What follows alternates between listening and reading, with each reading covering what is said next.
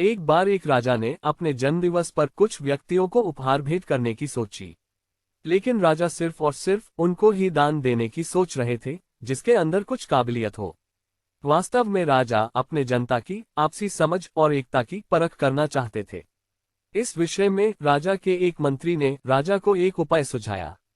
राजा ने मंत्री के मशवरे के मुताबिक 10 फुट का बड़ा सा गड्ढा खुदवा दिया और उपहार लेने के एकत्रित हुए सारे व्यक्तियों को कहा कि आप लोग इस गड्ढे में घुस जाइए और जो भी इस गड्ढे से पहले बाहर निकलेगा उसे पहला उपहार दिया जाएगा। अब सभी वह जनता जो एकत्रित हुए थे एक एक करके सारे व्यक्ति गड्ढे में घुस गए। अब राजा ने उनको गड्ढे से बाहर आकर उपहार लेने के लिए कहा। बस अब क्या था, राजा का यह आदेश सुनते ही सारे लोग गड्ढे से बाहर निकलने की कोशिश करने लगे। गड्ढा 10 फुट गहरा था, इसलिए निकलना आसान नहीं था। गड्ढे से बाहर निकलने की होड़ मची हुई थी। हर कोई व्यक्ति अपनी पूरी कोशिश कर रहा था उस गड्ढे से बाहर निकलने की। हर व्यक्ति उपहार पाना चाहता था। जो भी व्यक्ति उससे बाहर निकलने की कोशिश करता दूसरा उसके पैर पकड़कर नीचे खींच लेता।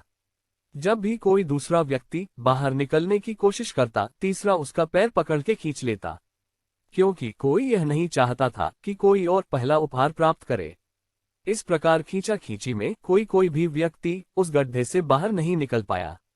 राजा ने सैनिकों को आदेश देकर सबको बाहर निकलवाया और उन सबको फटकारते हुए राजा ने कहा कि अगर तुम लोग चाहते तो एक दूसरे की मदद करके एक एक करके सभी के सभी उस गड्ढे से बाहर निकल सकते थे, परंतु तुम लोगों में जरा सी भी एकता और सहमति नहीं है।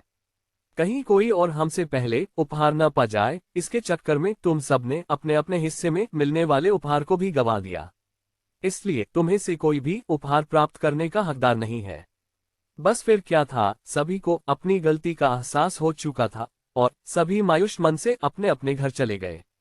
इस कहानी से हमें ये शिक्षा मिलती है कि आपस में सहमति और एक दूसरे को सहारा देने की चाहत हो तो हम सफलता को प्राप्त कर सकते हैं। इसी तरह की शिक्षाप्रद कहानी